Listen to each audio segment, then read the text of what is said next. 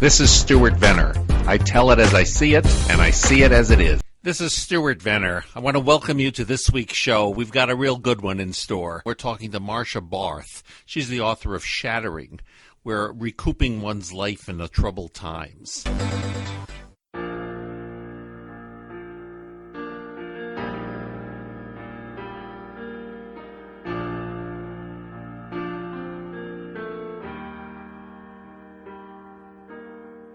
She talks to Pooh Bear late at night, hugs him tight as she cries, leaves on her bedroom light, crawls under the bed and prays. He'll leave her alone this time, footsteps take her breath away. If her tears were stars, hitch a ride to heaven or even Mars. If her tears were stars, they'd light a path to her backyard, expose the dirty secrets and the hidden scars. If her tears were stars, if her tears were stars.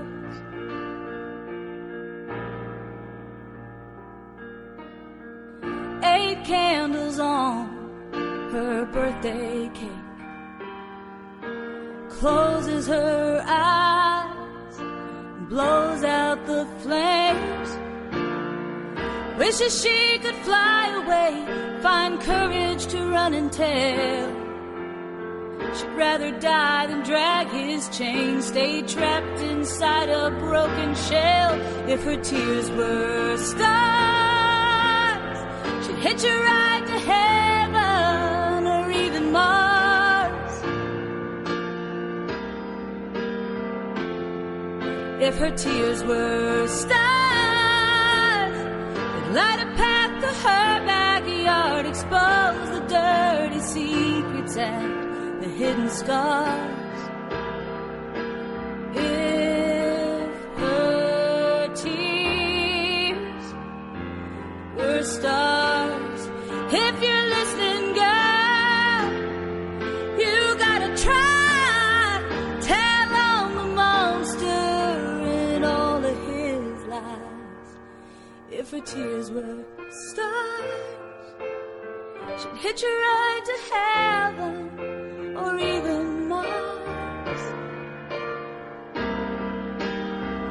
If her tears were stars, light a path to her backyard, expose the dirty secret and the hidden scars.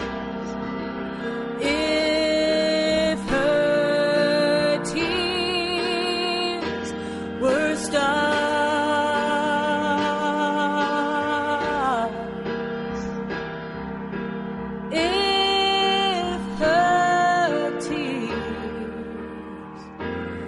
stars,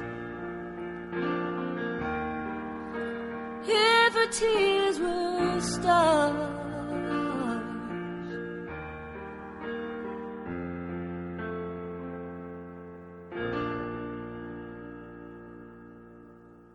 Folks, welcome back to the show. I've got a great guest on the line. We're speaking to Marcia Barth.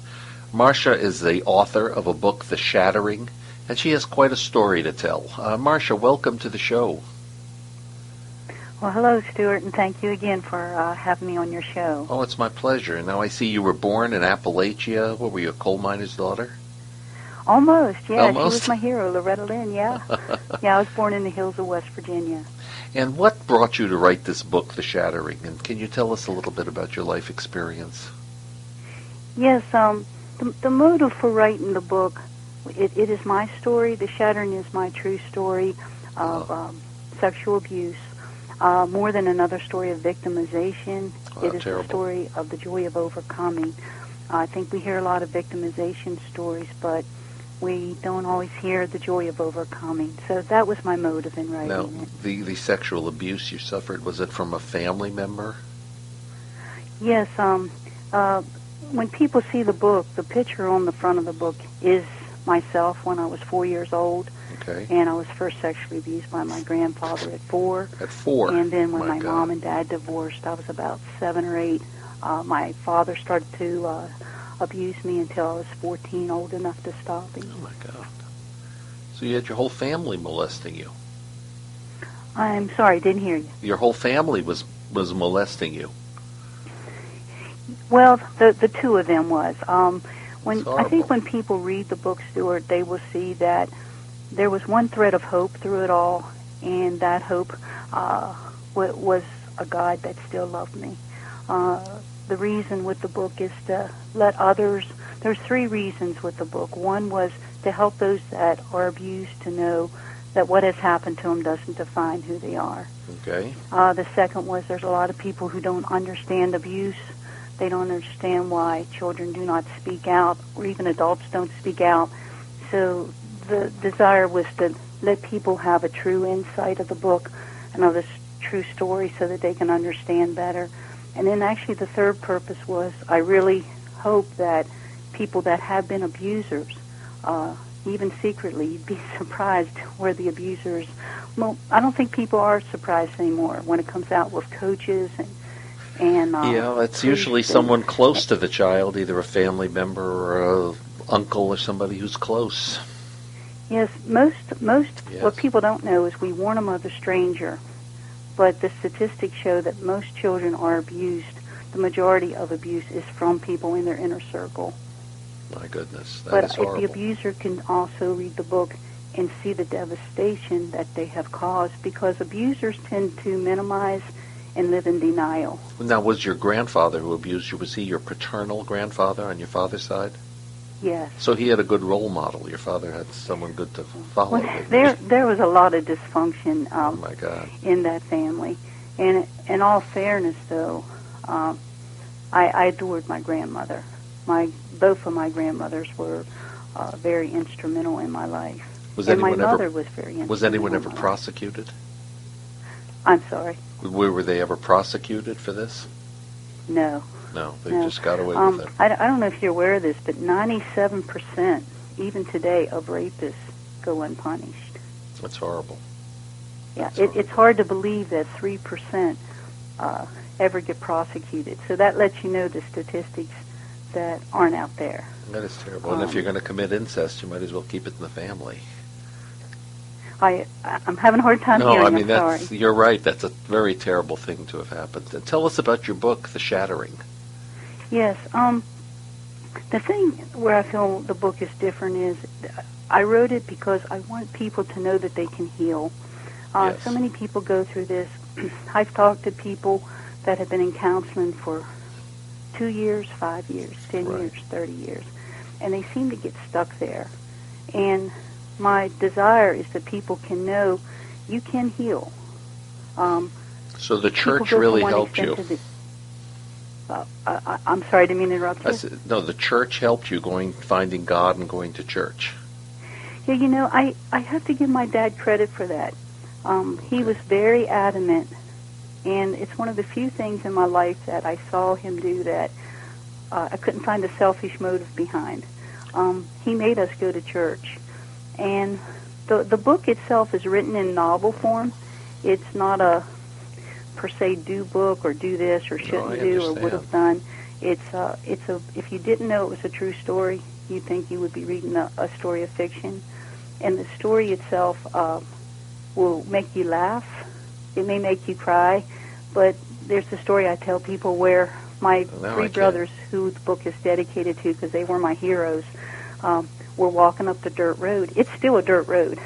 I can't wait to read it. And we were walking up this dirt road, and our little dog we adopted, little Cocker Spaniel, was following us up this dirt road. And we go into the little country church, and our dog waits outside for us till we get done.